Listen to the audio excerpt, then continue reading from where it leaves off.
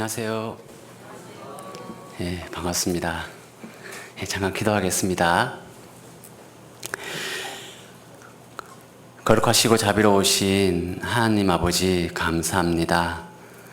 이 땅에 태어나서 하나님도 모르고 죄 가운데 빠져서 죄만 물마신같이 짓다가 영원한 지옥의 형벌 가운데 들을 수밖에 없는 불쌍한 죄인들을 십자가의 그 큰 사랑으로 구원하여 주시고 천국의 소망을 가지고 이 땅을 살아갈 수 있도록 베풀어 주신 그 은혜 참으로 감사드립니다.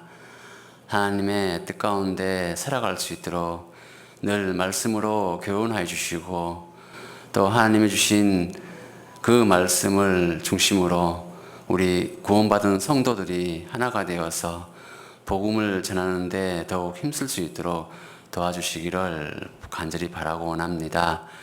주의 수양회가 진행되고 있습니다. 많은 분들이 수양관에 참석해서 또 말씀을 듣고 또 구원을 받고 구원을 확증할 수 있는 귀한 시간이 되고 있습니다. 말씀을 전하시는 목사님들께도 더욱 함께 해주시고 수고하고 봉사하는 모든 손길이에도 함께 해주셔서 합력하여서 선을 이룰 수 있도록 도와주시기를 간절히 바라고 원합니다. 오고 가는 발걸음도 지켜주셔서 안전하게 수양회가 치러질 수 있도록 하나님께서 도와주시기를 간절히 바라고 원합니다.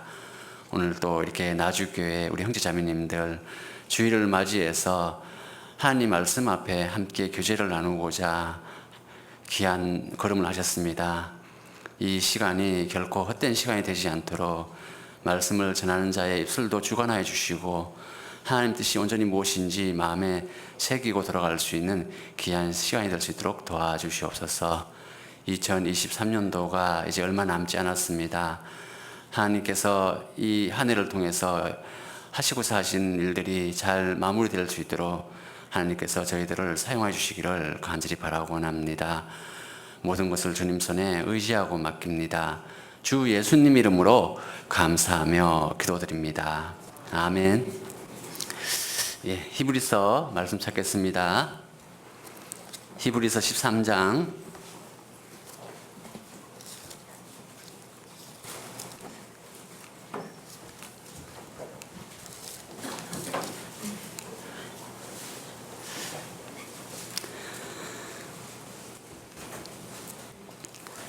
히브리서 13장입니다. 히브리서 13장 14절부터 19절까지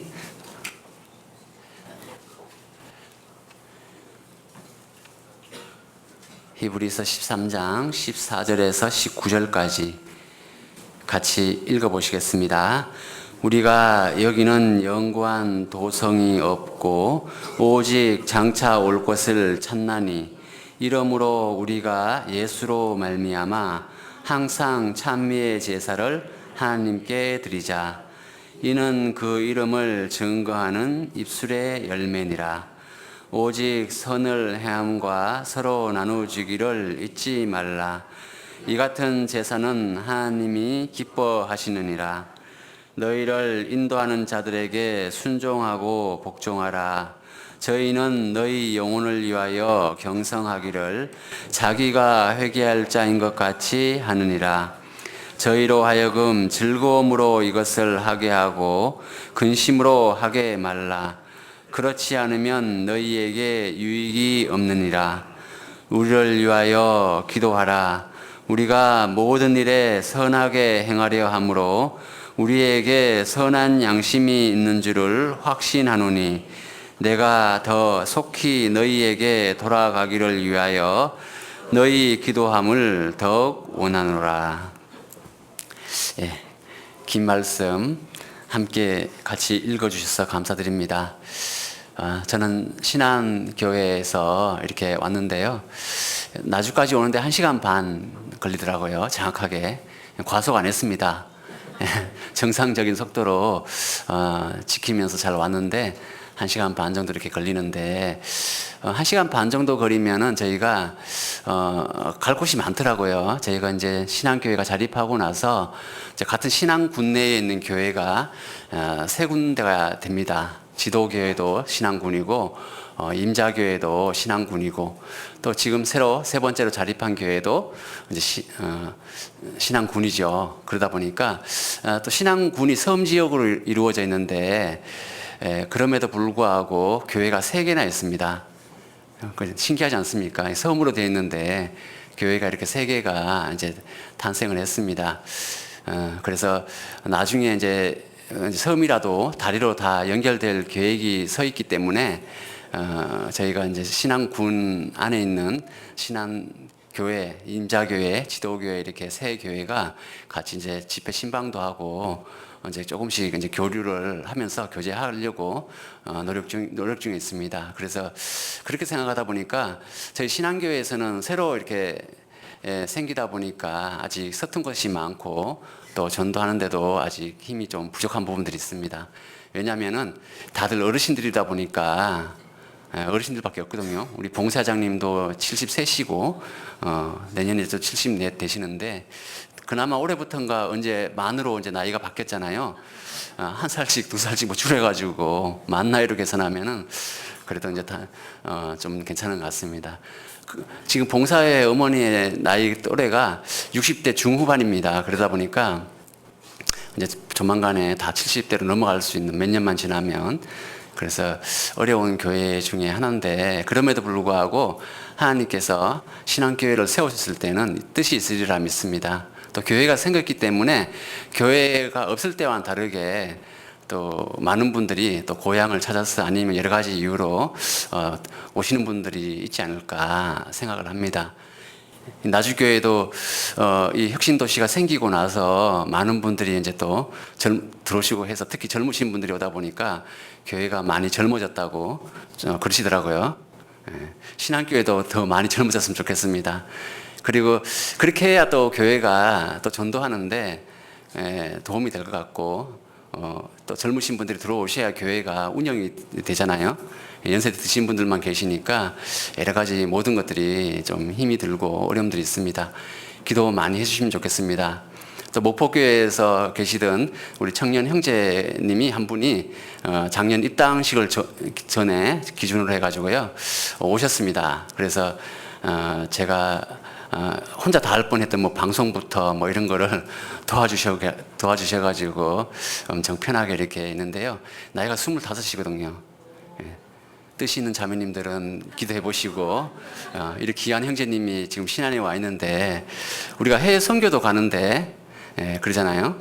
우리가 복음을 위해서 내가 살아야겠다라는 그런 마음을 가지고 계시는 분 있으면 특히 이제 신안 지역이 섬으로 돼 있고 또 이렇게 젊으신 분들이 많지 않다 보니까 뭐 저는 뭐 청년들까지는 아니어도 제 생각에는 제 나이 또래 정도 한 50대 정도 되는 분들이 들어오시면 좋겠다라는 생각도 많이 하고 있습니다. 일단 교회가 생겼기 때문에 신앙생활 하는 데는 부족함이 없고 이제 와서 또 젊으신 분들을 이렇게 전도를 많이 해서 그분들이 또 교회를 이어갈 수 있도록 그렇게 했으면 좋겠습니다. 거기 신앙군이라도 뭐 직장이 이렇게 없잖아요. 시골이다 보니까. 그럼에도 불구하고 젊으신 분들이 다닐 만한 직장들이 있습니다. 뭐 농협도 있고 또 면마다 이렇게 뭐 주민센터라고 하나요? 면사무소 옛날 말하면은 뭐 동사무소 이런 게 있으니까 또 새롭게 이번에 신앙경찰서도 얼마 전에 개설을 해가지고 또 이렇게 젊으신 분들이 오거든요. 근데 왜 신앙교회에서 신안에 들어와서 살기 힘들까 생각해 보니까 살 집이 없더라고요. 직장도 직장이지만 뭐 살 집이 없으니까 그러니까는 거기 근무하시는 모든 분들이 목포에서 이제 출퇴근을 하거든요. 거의 대부분이. 그러다 보니까 오셔가지고도 젊은 분들이 계시긴 하지만 아예 없는 것도 아닌데도 불구하고 왜 이렇게 어려울까 생각해 봤더니 살 집이 없는 겁니다. 도시는 그래도 뭐 전세집도 있고 월세집도 있고 하니까 뭐 직장만 구하면 집은 금방 해결되잖아요. 그죠? 어떻게든. 근데 시골은 그 부분이 참 어려운 것 같아요. 그래서 이 도시가 좋긴 하지만 육신적으로 살기에는 좋긴 하지만 신안도 시골이긴 해도 살아가는데 전혀 지장이 없습니다. 제가 신안에 가가지고요, 또 많은 분들이 물어보시더라고요. 그러면은 뭐 시장을 보러 가려고 그러면 못 보러 나가지 않냐고 뭐 이렇게 물어보시는데 전혀 그렇지 않습니다. 거기도 마트가 있고 뭐 조금 비쌀 수도 있고 뭐 그럴지는 몰라도요, 전혀 살아가는데 지장은 없습니다. 그래서 그런 걸 생각하니까 시골에 가서 못 산다고 이렇게 생각하시는 분들이 참 많은데 다른 살아갈 수 있구나. 또 한편으로 생각하면 도시에서 직장 못 구해가지고 이렇게 일 저일 하시고 막 이렇게 힘들게 살아가시는 분들은 사실 시골 오면은 굶어 죽지 않습니다. 왜냐하면 땅이 남아 돌아요. 내 땅이 아니어도 거의 뭐 무료 비슷하게 이렇게 빌려주거든요. 어차피 그냥 빈 털어 냅두면 다 그냥 잡초지가 무성해지고 그냥 아무것도 안 되잖아요. 근데 젊으신 분들이 오면은 건강하시기만 하면은 굶어 죽을 일도 없고 살아가는데 전혀 지장이 없는 것 같습니다. 그래서 괜히 도시에서 막 허덕이지 마시고 힘들어하지 마시고 이렇게 시골로 오시는 것도 참 좋겠다. 제가 살아보니까 저도 살기 전까지는 그 생각을 못했거든요. 거기 가서 어떻게 살까? 그런 생각을 많이 해봤는데 살아보니까 다 사라지는구나, 그런 생각을 합니다. 그래서 뭐 여러 가지 그냥 편하게 이렇게 말씀을 드렸는데 어쨌든 신앙교회를 위해서 기도 많이 해달라는 그런 의미고, 또 마음이신 분들이 또 있는 분들은 또 교회가 생겼기 때문에 와서 교회를 위해서 이렇게 수고하시는 분들이 있으면 좋겠다 싶어서 잠깐 말씀을 드렸습니다. 오늘 말씀은 뭐 복잡하게 이렇게 제가 여러 가지 어떤 뭐 지식적인 전달보다 많은 말씀을 우리가 듣고 있지만 사실은 말씀대로 우리가 잘 못 사는 게 많잖아요. 우리가 뭐 말씀을 몰라서, 말씀을 못 들어서 못 산다, 그렇게 말하기는 어려울 것 같아요. 많은 분들이 말씀도 많이 듣고 또 우리가 많은 모임 안에서 간증도 하고 하지만 제일 중요한 것은 내가 진짜 어떠한 마음으로 살아갈까. 사실 우리가 교회에 와서, 특히 우리 교회는 구원받고 신앙생활 하면서 많은 분들이 삶의 변화가 있습니다. 그죠? 구원을 받았기 때문에 구원받은 사람으로서 변화된 삶을 많이 살아가고 계시지만, 그럼에도 불구하고 우리가 살아가는 건 살아가는데 이 육신이 변하는 건 한계가 있더라고요. 제가 청년 때 서울교회에서 이제 구원을 받고 서울교회에서 신앙생활 하면서 청년회 수련회하고 뭐 이렇게 하면 말씀이 너무 좋잖아요. 올해부터는 내가 이렇게 살아봐야겠다, 말씀대로 막 이렇게 마음을 새롭게 동기부여를 받아가지고 열심히 이제 살려고 다짐도 해보는데 진짜 작심삼일 됐습니다. 그래서 이게 뭘 한 가지를 하더라도 정말 말씀대로 내가 꾸준히 이렇게 하는 게 어렵구나라는 생각을 그때 이렇게 하면서 말씀을 많이 듣는 것도 중요하지만은 또 말씀대로 내가 그렇게 살아가기 쉽지 않다라는 것을 깨달으면서 고민을 많이 했던 것 같아요. 내 육신이 지금도 옛날 내가 구원받기 전과 지금을 비교한다 그러면은 엄청 바뀌었음에도 불구하고 우리가 완전히 죄성을 다 버린 것도 아니고 또 어떤 완벽하게 우리가 하나님 뜻에 맞게 우리의 마음과 생각뿐만 아니라 우리 육신까지도 완전하게 이렇게 거룩한 삶을, 구별된 삶을 살아가는 것은 아니잖아요. 그러다 보니까 그래도 하나님 우리가 다 아시죠. 우리가 어떤 형편에 있는지, 어떠한 어려움에 있는지 다 아시기 때문에 우리를 구원해 주지 않았나, 이런 생각도 많이 들더라고요. 뭐 율법으로 우리가 잘해서 구원을 받을 수 있었다 그러면은 예수님이 십자가에 달릴 필요가 없었잖아요. 그러다 보니까 이런 생각을 했는데, 어쨌든 제가 신앙생활 하면서 또 교회 안에 이렇게 연수가 길어지다 보니까 교회 연수도 길어지고 우리 개인 형제 자매님들의 신앙의 연수도 점점 길어지고 주님이 곧 오신다고는 하지만 아직 안 오고 계시기 때문에 또 언제 오실지는 모르죠. 곧 오신다고, 저 구원 받을 때부터 그랬거든요. 곧 오신다고.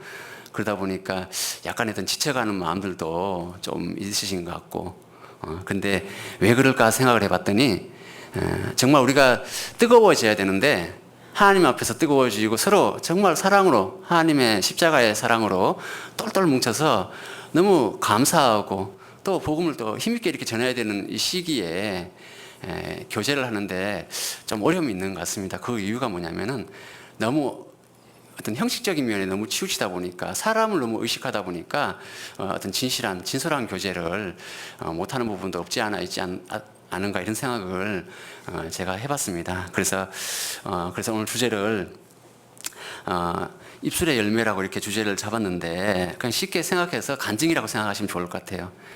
제가 서울교회도 있어 봤잖아요. 전도인 되기 전에 서울교회에서 있고 부름받고 서울교회 잠깐 있다가 인천교회로 갔는데 인천교회도 7년 있었거든요. 서도성 목사님하고 7년 가까이 있었고 또 창원교회 가서 3년 4개월 이렇게 있다가 신앙교회로 21년도 5월 1일자로 이렇게 가게 되는데 지금 신앙교회도 거의 3년 차죠. 3년 이렇게 있어 보는데요. 형제 자매님들하고 신앙생활을 같이 하면서 또 특히 많은 모임에 참석하면서 느끼는 게 뭐냐면 우리가 간증을 잘하면 좋은데 다들 간증을 어려워하시죠, 그죠? 간증하시면 어려운 마음들이 있는데 왜 어려울까? 실제로 저도 간증하라 그러면은 어려워요. 그냥 이제는 이렇게 말씀하는 거는 좀 익숙해져서 좀 지금도 전혀 안 떨거나 그러지는 않습니다. 긴장되는 마음이 있고요. 항상 이렇게 조심스러운 마음이 있습니다. 이렇게 왜냐면은 말씀을 전하다 보면 내가 실수하면 안 되잖아요. 또 잘못된 내 생각을 약간 편견을 가지고 잘못된 걸 전하면 안 되기 때문에 약간 그런 두려움들. 정말 우리 형제 자매님들이 막 큰 걸 깨닫고 그런 것보다도 그 말씀을 들으면서 감사하고 위로를 받고 힘이 되는 용기를 줄 수 있는 그런 말씀들이 됐으면 좋겠다 싶어서 생각을 많이 하는데 어쨌든 간증하는 건 참 어렵습니다.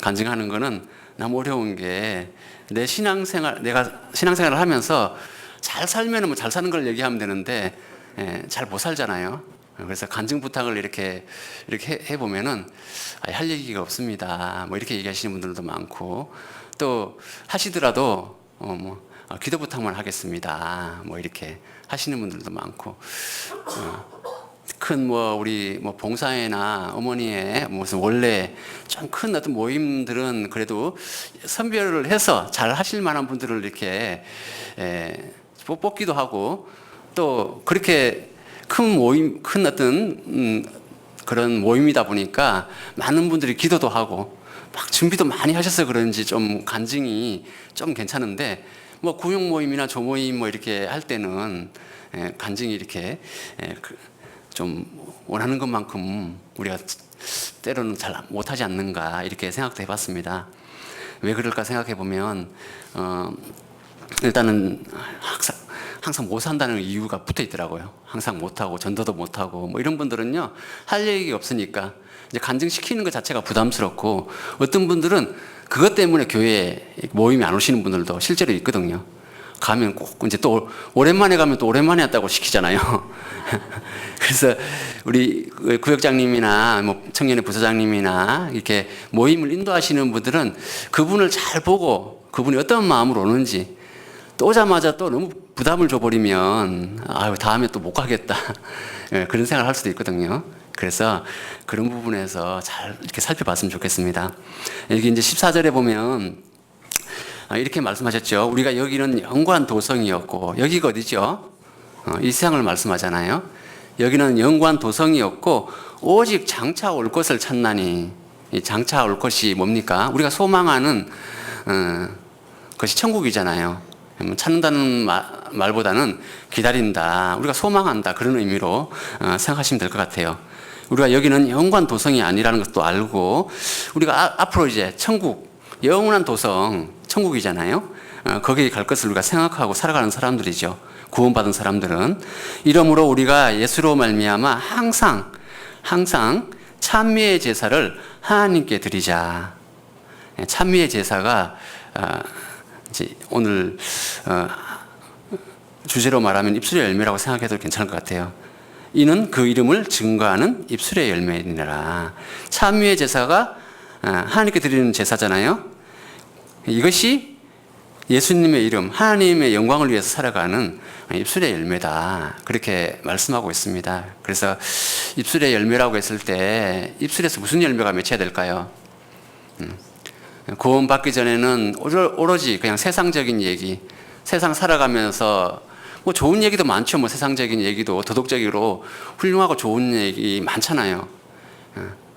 많지만 그래도 세상에 한정 지어놓고 우리가 말을 하게 되면은 그 세상 말이죠. 뭐 사랑을 얘기해도 세상적인 사랑 그잖아요. 세상 사람들이 추구하는 그 육신적인 사랑 그것을 얘기하고 있다 그러면은 온전한 사랑이 될 수 없잖아요. 우리가 사랑의 차원이 다르잖아요.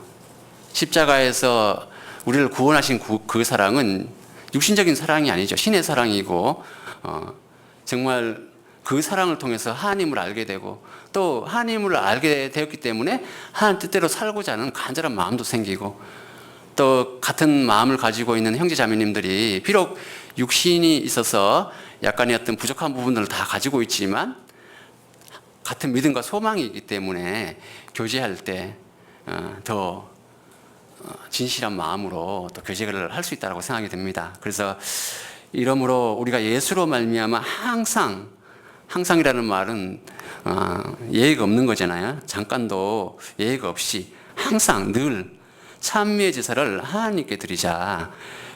이는 그 이름을 증거하는 입술의 열매니라. 찬미의 제사를 어떻게 드릴까요? 제사라는 말을 요즘 말로 바꾸면은 예배라고 할 수 있겠죠. 예배. 요한복음 4장 24절에 보면은 예배하는 자는 신령과 진정으로 예배할지니라. 많은 사람들이 교회당에 와서 이렇게 주일날 주일 예배라고 하잖아요. 주일날 이렇게 뭐 수요 예배, 뭐 일반 어떤 교회에서는 예배라는 말을 많이 쓰죠. 근데 우리는 교회에 와서 말씀 듣는 것만 예배가 아니잖아요. 예. 또 모임만 하는 것만 예배가 아니잖아요. 우리의 모든 삶이 하나님 앞에 예배가 돼야 되잖아요. 예. 교회에 와서는 믿는 사람처럼 구원받은 사람처럼 정말 건견하게 찬양도 부르고 헌금도 하고 봉사도 하고 여러 가지 일들을 함께 하지만 또 세상에 나가서 세상 사람들처럼 막 살게 되면은 그것은 온전한 예배라고 할 수 없을 겁니다. 그래서 이 예배를 하기 위해서는 정말 우리가 세상에서 빛과 소금이 되고 말씀대로 그리고 세상 사람들을 인도하기 위해서 정말 구원받게 하기 위해서 우리가 어떻게 살아야 될까? 정말 구원받은 사람들은 말과 행동이 일치가 돼야 됩니다. 우리가 자칫 잘못하면 구원받았다고 큰 소리 치고 말은 쉽게 하지만은 세상 사람들이 보기에 정말 저 사람들이 구원받은 사람 맞나? 만약 이런 생각을 가지게 한다 그러면은 그 사람은 그 말을 안 하는 게 좋을 거예요. 나 구원받았어. 나 천국 가. 너는 지옥 가잖아. 이렇게 말하면 안 된다는 거예요. 천국 가는 사람이 지옥 가는 사람보다 더 잘못 살고 있다 그러면은 세상 사람들이 볼 때는 이해를 할 수 없을 겁니다. 저도 구원받기 전에요, 교회 다니는 사람들 싫어했습니다. 싫어했다는 말은 뭐 무조건 싫다, 무조건 뭐 교회 다니는 사람들 다 싫다 이런 의미보다도 뭐 가까이 뭐 친구들 뭐 같이 교회 다니는 사람들 많잖아요. 근데 속으로는 그런 마음이 있는 거예요. 교회 다닌다고 하면서 특히 이제 믿음을 갖고 얘기하면은 뭐 하나님 믿는다고 하면서 예수 믿고 천국 간다고 하면서 아이고 저런 말을 저렇게 쉽게 하는구나. 저러면서 천국 가냐? 속으로는 그렇게 겉으로는 제가 대놓고 야 그러면서 너 천국 가냐?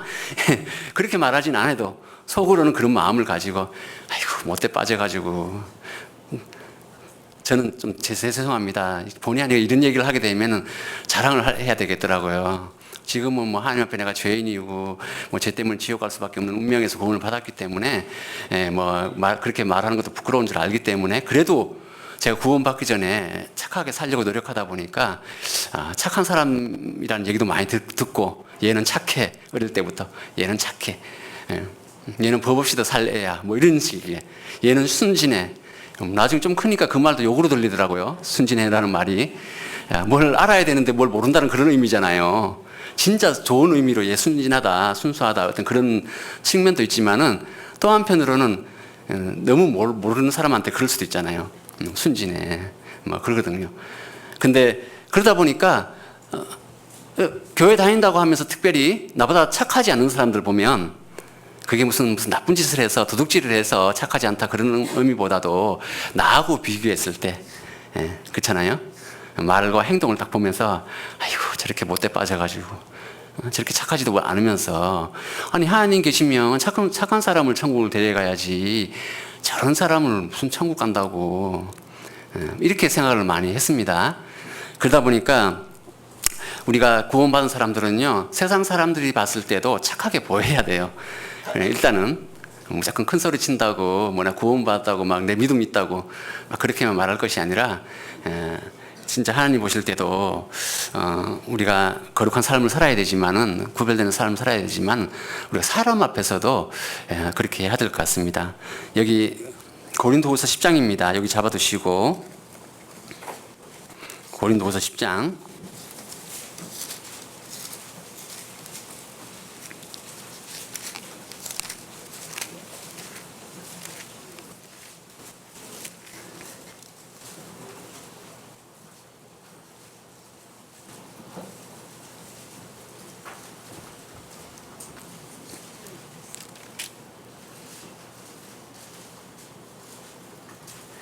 10장 12절입니다.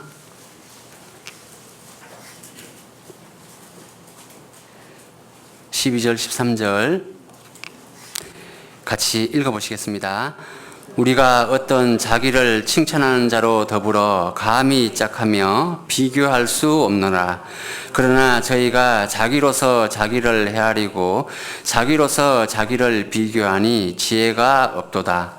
그러나 우리는 분량밖에 자랑을 하지 않고 오직 하나님이 우리에게 분량으로 나눠주신 그 분량의 한계를 따라 하노니 곧 너희에게까지 이른 것이라. 14절은 제가 읽겠습니다. 우리가 너희에게 미치지 못할 자로서 스스로 지나쳐 나아간 것이 아니요 그리스도의 복음으로 너희에게까지 이른 것이라. 우리도 육신이 있기 때문에 우리가 구원 받기 전에 늘 했던 모습들이 그거잖아요. 자기로서 자기를 비교하고 자기를 이렇게 헤아린다는 말씀이잖아요. 여기 있는 말씀처럼 내가 남과 비교해 가지고 내가 남보다 좀 나으면 내가 훌륭하고 내가 나은 사람이고 이렇게 그렇게 생각할 수 있잖아요. 근데 그것은 지혜가 없다라고 말씀하고 있는 거예요. 구원받고 나서도 마찬가지로 동일하게 그런 생각만 가지고 있다 그러면 나는 구원받았으니까 내가 낫고 너는 구원 안 받았으니까 나쁘고 이렇게만 해석하면 안 된다는 거죠. 그래서 제가 살아보면서 제가 구원받고도 그걸 느꼈지만은 나는 이렇게 믿음이 있고 하나님이 나를 정말 죄인인 걸 깨닫게 하셔가지고 지옥 갈 수밖에 없는 그 운명에서 하나님이 나를 건져주셨잖아요. 나는 믿음으로 천국 갈 수 있다는 소망도 생겼는데 뭐 TV를 보거나 이렇게 가끔 한 번씩 진짜 불쌍한 사람들 도와가면서 살아가는 그런 모습들을 보면은 저 사람들은 자기를 저렇게 희생하고 정말 남을 위해서 이렇게 살아가는데 저 사람도 지옥 가야 되나 이런 생각하니까요 한편으로는 좀 이해가 안 되는 거예요. 저런 사람들은 오히려 나보다 더 천국 갈 사람인데 물론 이제 그분들의 삶을 내가 옆에서 다 지켜본 게 아니기 때문에 보이는 것만 갖고 판단하다 보니까 그런 생각을 했죠. 그 사람들이 정말 자기를 위하지 않고 남을 위해서 전적으로 그렇게 수고와 희생을 하는 건지 아니면 자기도 이 일을 통해서 예를 들면 뭐 고아들을 돌본다든지 뭐 이렇게 하면은 뭐 나라에서 어떤 지원하는 그런 비용들이 나오잖아요. 살아갈 수 있는 운영비가 나온다든지 뭐 왜냐하면 좋은 일을 하니까. 그런데 그거를 생계의 수단으로 생각해서 그렇게 살아가는 사람들인지 정말 고아들을 생각하고 불쌍한 사람들을 생각해서 자기를 희생해서 살아가는 사람인지 우리는 잘 모르잖아요. 근데 뭐 TV 프로 같은 데 이런 데는 그렇게 비춰주니까 정말 저렇게 남을 위해서 정말 모든 것을 버리고 자기 인생을 다 소비하면서까지 오로지 남을 위해서 그렇게 살아가는 그런 모습 보면 저 사람은 천국 가야 될 텐데 근데 저 사람도 구원을 안 받았다고 지옥 간다 그러면 진짜 억울하겠다. 지금은 좀 많이 정리가 됐지만 처음 구원받고는 그런 생각을 많이 했었거든요. 그래서 나보다 착한 사람 많긴 많은데 너무 안타까운 거예요. 저 사람은 내가 다 쫓아다니면서 전도하고 싶은 거예요. 능력은 안 되지만 뭐 나쁜 사람이야 뭐 어떻게 할 수 없더라도 그렇잖아요. 근데 우리가 중요한 것은 구원받고도 인간적인 생각으로 하면은 이해 못할 일도 많이 있을 수 있을 겁니다. 근데 말씀 안에서 우리가 정리를 해보면 정말 복음이 우리의 생명이 되고 또 우리가 우리 힘으로 남을 뭐 천국 가게 할 수는 없잖아요. 사람의 힘으로 하나님께서 그 영혼을 구원해 주시고 또 천국 갈 수 있도록 그분 마음속에도 하나님을 아는 지식, 특별히 복음에 대한 지식이 확실하게 박혀서 정말 자기 것이 돼서 그것으로 믿음으로 말미암아 천국 갈 수 있는 확실한 소망이 생긴다 그러면 더할 나위 없이 기쁠 겁니다. 우리도. 근데 우리는 그 일을 하기 위해서 특별히 그것이 하나님의 영광을 위한 것이라는 것을 알기 때문에 우리가 그 전에 구원받기 전에 가지고 있던 우리의 잘못된 모습들, 어떤 특별히 죄된 모습들을 버리려고 이렇게 노력하는 거잖아요. 그렇게 하려고 그러면은 여기 고린도후서 8장입니다. 8장입니다. 8장 21절입니다.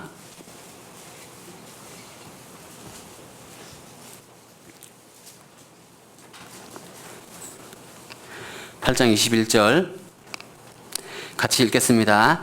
이는 우리가 주 앞에서만 아니라 사람 앞에서도 선한 일에 조심하려 함이라. 24절도 같이 읽겠습니다. 그러므로 너희는 여러 교회 앞에서 너희의 사랑과 너희를 대한 우리 자랑의 증거를 저희에게 보이라. 우리가 하나님 앞에서만 아니라 사람 앞에서도, 이게 참 중요한 것 같아요. 어떤 경건의 모양은 있지만 경건의 능력을 부인하는 사람들이 많잖아요.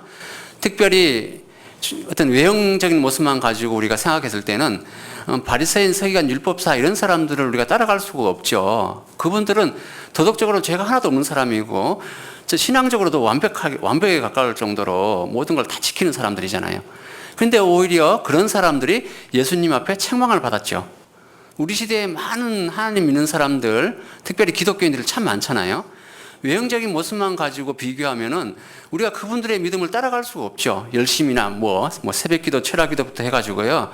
뭐 수고하고 희생하는 것도 정말 열심히 하시는 분들은 그분들을 따라갈 수가 없어요. 우리는. 그렇잖아요.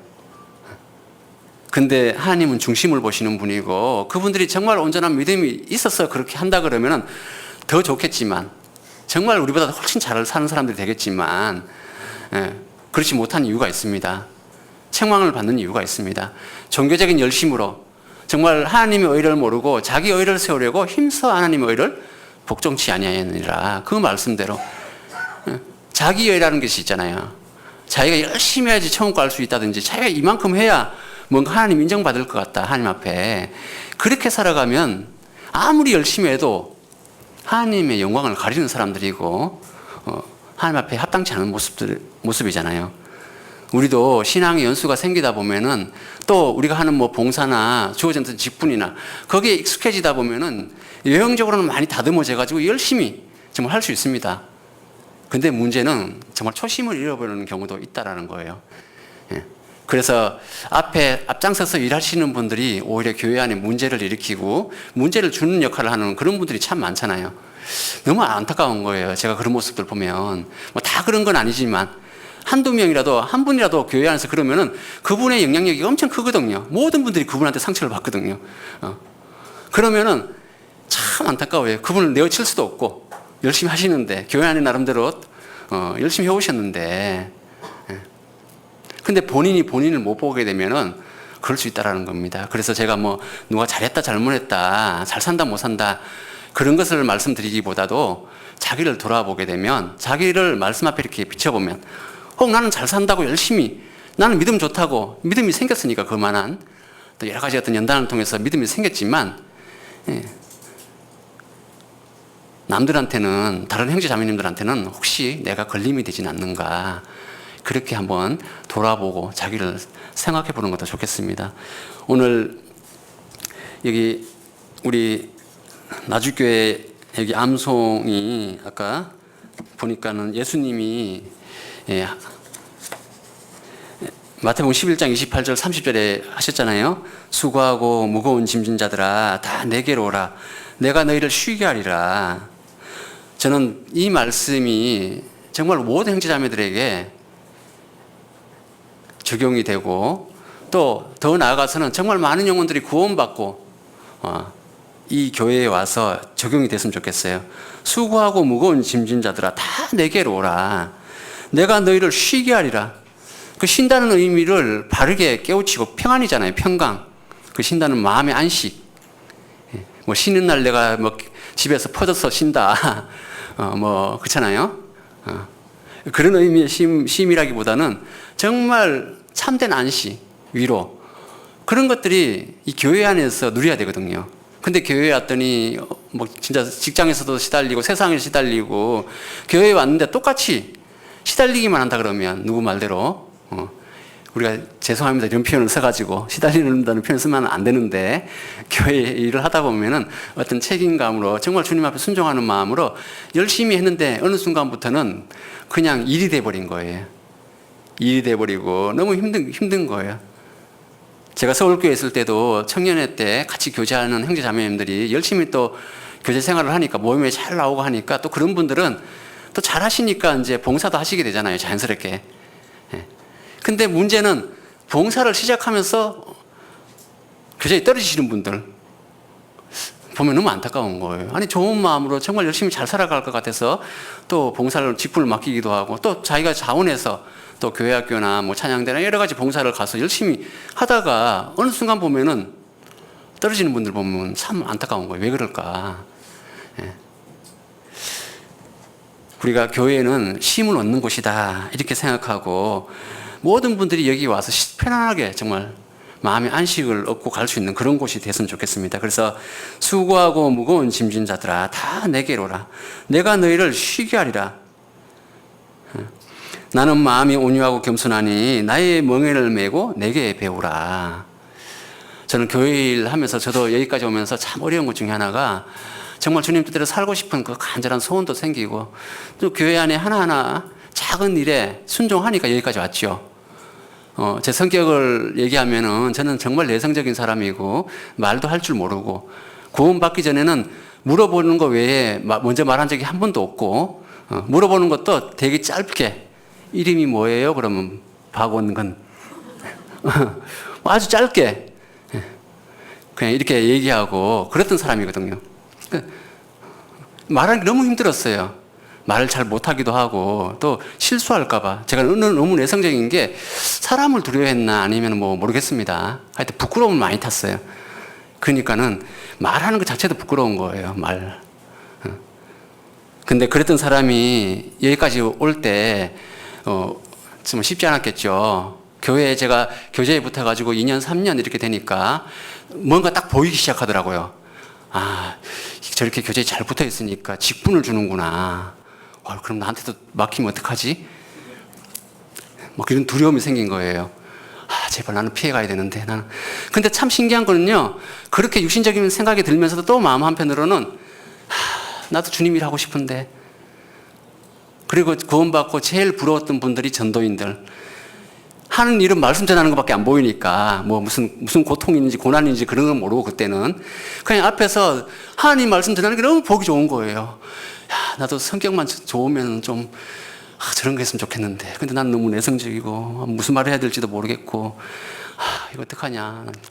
그래, 그거는 못하더라도 그러면 교회에서 직원으로 계시는 분들, 하다 못해. 나는 먹여주고 입혀주고 재워주는 것만 다 해주면 나는 다 필요 없는데. 왜냐하면 어차피 내가 직장 생활을 하고 살아가는 게 그것 때문에 하는 거잖아요. 그게 안 되기 때문에 정말 힘들게 일을 하고 살아가잖아요. 저는 이제 전도인 부름받기 전에 설계 일을 했었기 때문에요. 제가 어릴 때 꿈꾸던 그런 어른의 모습이 아니었어요. 여가 활동하면서 놀면서 내가 하고 싶은 거 하고, 뭐 취미 활동하고, 제가 장난감을 못 가지고 놀아봤기 때문에 남들이 가지고 노는 거 보면 너무 갖고 싶고, 그래서 내 꿈이 어른 돼서 빨리 저 장난감 사가지고 내가 마음껏 가지고 노는 거, 뭐 이런 게 꿈이었거든요. 근데 막상 내가 고생해서 돈을 벌어보니 무슨 장난감을 사요, 어른이. 그리고 어른이 가지고 노는 장난감을 보니까 너무 비싸. 도저히 엄두가 안 나는 거예요. 그러다가 어느 순간 구원을 받고 보니 다 헛된 거더라고, 그런 것 자체가. 아무 필요가 없는 거예요. 그냥 죽을 때까지 먹는 것만 해결되면, 뭐 안 굶어 죽으면 살아가는 건 지장 없으니까, 교회에서 일했으면 좋겠다. 진짜 하나님 중심을 보셨는지 교회로 불러주셨습니다. 진짜 그때도 제 마음이 그냥 정말 하루를 살더라도 주님을 위해서 살았으면 좋겠다. 제가 직장 일을 하면서 사실 부름 받기 전에 사실 많은 어려움들이 있었거든요. 연봉은 올라가가지고 저희 자매는 엄청 기뻐하는데 너무 괴로웠어요. 사실은 저는 때려치우고 싶은데, 세상 말로 그냥 당장 때려치우고 싶은데 이 돈이 뭔지 돈에 매여가지고, 그리고 비록 직장 옮기기 전에, 연봉 오르기 전에는 작은 회사에 다니면서 비록 회사는 작아도 교회에 가깝고 집 가깝고 걸어서는 아니지만은 한 20-30분 거리에 다 있었거든요. 서울중앙교회 근처에. 거기서 두 정거장만 가면 회사고, 저쪽으로 두 정거장, 세 정거장 가면 집이고, 뭐 자전거 타고 다녀도 얼마든지 출퇴근도 가능했고, 내가 교회 봉사가 있으면은 얼마든지 내가 또 직급이 올라가니까 시간 내서 뭐 자유롭게, 또 직급이 올라갔다는 거는 뭐예요? 밑에 직원이 있다는 뜻이잖아요. 야, 일하고 있어. 나 잠깐 나갔다 올게. 그 청년의 부서 모임 하고 딱 오고, 뭐 일 좀 안 돼 있으면은 늦게까지 일하다가 그래도 안 되면 밤새서 일해버리고, 뭐 그렇게 하면서 내가 하고 싶은 걸 하니까 몸은 피곤하고 힘들어도 마음이 너무 좋았거든요. 야, 이게 솔직히 부서 모임 청년회 가려고 그러면은 또 서울교회는 또 부서장님들한테 또 권한을 줘가지고 상담도 하라 그러고요. 말씀도 하게 하거든요. 제일 괴로운 것 중에 하나가 부서 모임을 가고 참석하는 게 문제가 아니라 가서 말씀을 해야 되는데 준비가 돼야지. 일에 시달리면서 막 스트레스 받고 너무 힘든데, 하나님 죄송합니다. 어떻게. 그러니까 내가 잠깐 묵상한 거 짧게 얘기하는데 내가 지금 제대로 말을 하고 있는 건지 모르겠습니다. 그냥 뭐 누가 문제를 안 삼으니까 다행히 그냥 그렇게 지나갔던 것 같아요. 너무 그 자체가 힘들긴 해도 그래도 살고 싶은 마음이 있으니까 갔다 오면요, 그렇게 피곤하던 몸도 그냥 가뿐한 거예요.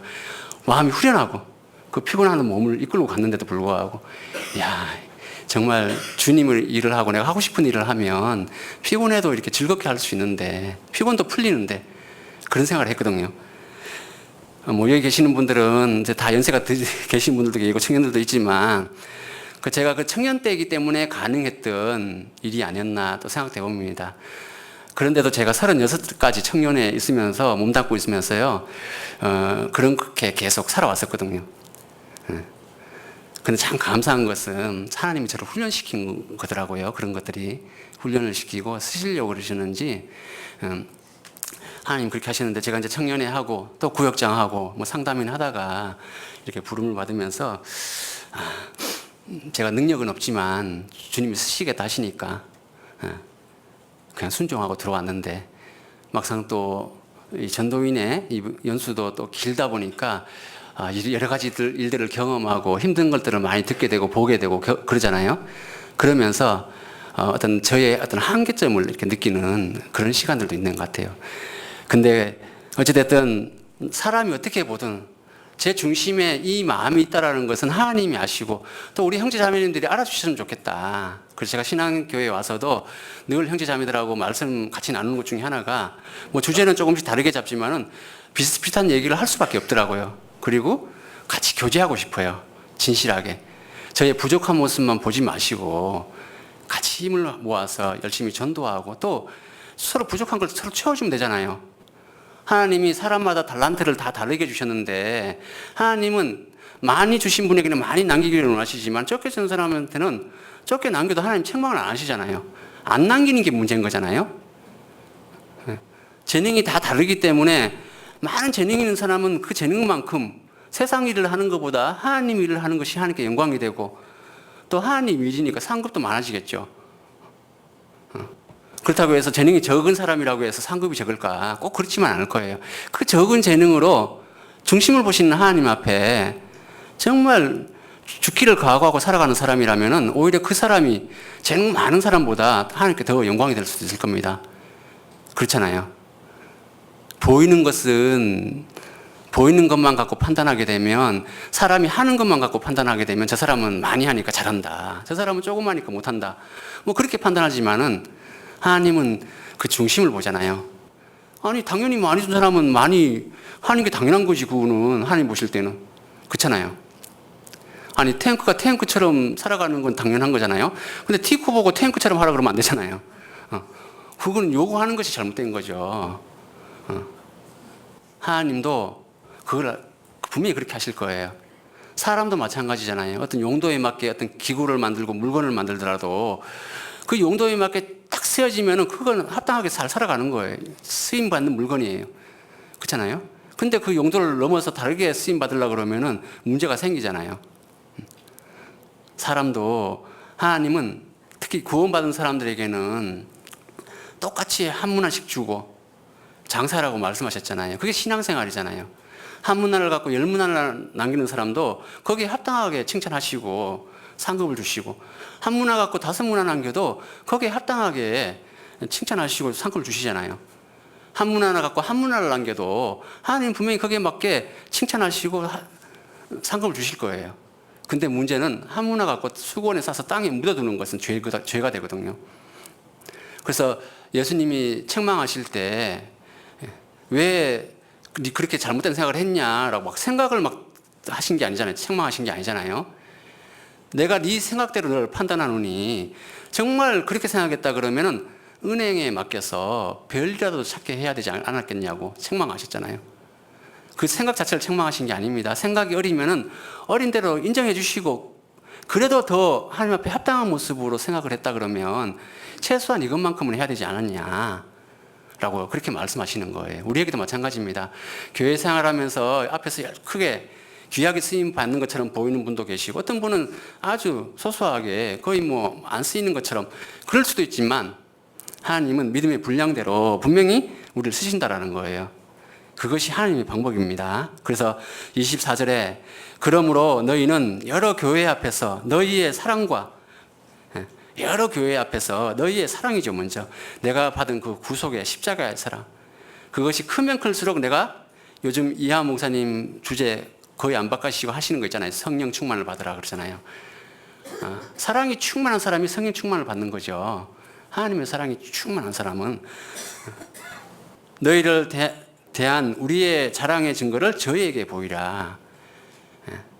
우리는 육신적인 것을 자랑하기보다 내가 가지고 있는, 정말 하나님 앞에 가지고 있는 진실한 그 신앙적인 모습, 태도. 사도 바울도 고린도 교회 성도들 앞에 판단을 받을 때 육신을 따라 자랑하지 않았잖아요. 육신을 따라 자랑하면 자랑할 것이 없기도 하고 있었지만 안 하기도 했죠. 사도 바울은. 왜냐하면 그게 온전한 자랑이 아니기 때문에. 나는 약한 것을 자랑하리라. 히브리서 13장 다시 보겠습니다. 13장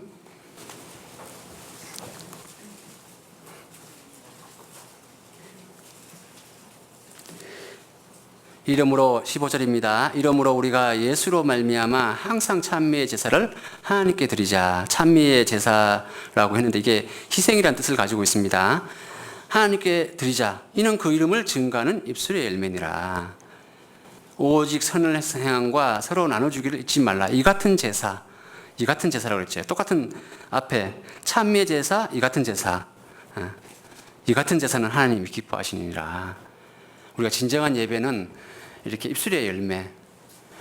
저는 청년회 부서장하고 구역장하고 이렇게 모임을 인도할 때 형제자매님들이 저는 간증할 거 없어요, 기도 부탁할게요 뭐 이렇게 하시고 진짜 짧게 기도 부탁만 하고 하시는 거 보면은 좀 너무 안타까웠던 게 뭐냐면, 분명히 할 얘기가 있을 텐데 왜 얘기를 안 하실까. 근데 그분들을 자세히 살펴보면은 못할 수밖에 없는 이유가 있어요. 일단 전도를 잘 못하시고, 그렇잖아요. 교회 신앙생활을 자기는 스스로 온전히 못한다고 생각하니까 부끄러운 거예요. 그냥 말하려니까 부끄러운 것밖에 없으니까 할 수가 없는 거예요. 남들은 막 누구 몇 명 인도하고 기도 부탁하고 지금 뭐 어떻게 진행되고 있다고 막 얘기를 하는데, 자기는 그런 전도를 해야지 그런 얘기를 하죠. 그렇잖아요. 근데 그런 얘기도 못하지. 그렇다고 해서 내가 교회 안에서 열심히 봉사를 하고 뭐 이것저것 열심히 내가 뭐 하는 게 있어서 할 얘기가 없는 거예요. 그런 얘기를 하려고 하니까. 그래서 제가 그런 분들한테는 이렇게 얘기를 합니다. 잘 못 살았어요. 뭐 할 얘기가 없어요. 그러면은 왜 못 살았는지 얘기 좀 해주실래요? 아니면 할 얘기가 없다 그러면은 왜 할 얘기가 없는지. 뭐 잠깐이라도 짧게 얘기할 수 있잖아요. 좀 부탁드립니다. 이렇게 얘기하거든요. 이제 근데 이제 그렇게 생각을 해보니까 우리도 마찬가지인 것 같아요. 나도 뭐 항상 할 얘기가 있는 게 아니잖아요. 이 모임. 저도 구원받고 교제 처음 붙었을 때 모임 가는 게 너무 좋아가지고요. 저는 뭐 시간만 되면 제가 알아서 다 찾아다녔어요. 뭐 거기서 뭐 구역장님이 오라 가라 막 이렇게 안 해도, 뭐 청년회 부사장님이 오라 가라 막 안 해도 제가 시간이 되는 한 제가 스스로 그냥 좋은 마음으로 그냥 가는 거예요. 가야 되는 위치에 내가 지키는 거예요. 그냥. 그리고 가서 있다 보면요, 불편하고 힘든 마음들도 풀려서 오거든요. 저는 듣기만 해도 형제자매님들의 간증을 듣고 풀리기도 하고, 때로는 말씀 안에서 내가 풀리기도 하고, 뭐 가서 풀리고 오니까 너무 좋은 거예요. 힘들어도. 그래서 교제의 중요성을 많이 깨달았던 것 같아요. 무조건 중요하니까 가야 된다 이렇게 얘기하지 말고, 가면 뭐가 좋은지 깨달으면요, 그런 말 안 해도 돼요. 자기가 알기 때문에. 근데 교제가 중요하다, 말씀이 중요하다, 억지로 이렇게 와보면은 좋은 게 별로 없어. 너무 힘들어. 졸리기만 하고 피곤해 죽겠어. 그러면요, 안 된다. 오고 싶은 마음이 안 생기거든요. 근데 왔더니 말씀도 좋은 이유가 뭐냐면 자기가 잘못 알고 있는 것들이 말씀 안에서 풀어지거든요. 정리가 되거든요. 그리고 간증을 들어보니까 구원받은 사람들이 어떻게 살아가는지, 정말 진실한 그 간증을 통해서 내가 뭘 잘못 사는지 돌아보게 되고, 또 어떠한 마음으로 살아야 될지도 알게 되고 배우게 되는 거예요. 그래서 제가 말씀을 통해서 배운 것도 있지만은 사실 형제 자매님들의 간증을 통해서 더 많이 배웠던 것 같아요. 왜냐하면 그분들의 간증은 실생활에서 실제로 경험한 거니까. 말씀은 이론이라면, 그게 지식이라면 그것을 실제로 풀어서 적용하는 것은 실생활이잖아요. 그게 신앙이잖아요. 그 속에서 깨달아진 것 한마디 한마디가요, 오히려 설교 2시간 듣는 것보다 더 마음이 딱 들어오거든요. 그래서 그런 생각을 하니까 나는 교제에 떨어지지 말아야지. 그리고 항상 그 생각을 했던 것 같아요. 근데 문제는 교제에 떨어질 만한 일들이 교회에서 생겨요, 안 생겨요? 그게 뭐 크게 싸워서 생긴다 그런 것보다도 내 개인적인 어려움이나, 그렇잖아요? 아니면 교회 안에서 어떤 일을 겪거나 뭐 여러 가지 이유로 핑계거리가 생기잖아요. 이래저래해서 못 간다. 근데 한두 번은 그게 핑계였어요. 진짜 그런 일 때문에 못 갔어요. 근데 한 번, 두 번 안 가니까 3번도 안 가게 되고 10번도 안 가게 되고, 나중에는 갈 마음도 별로 없어요. 가야 된다는 지식은 가지고 있어. 교제에 가야 되는데, 말씀을 들으러 가야 되는데, 신앙생활 해야 되는데. 근데 갈 힘이 없는 거예요. 갈 수 있는 힘이 없어요.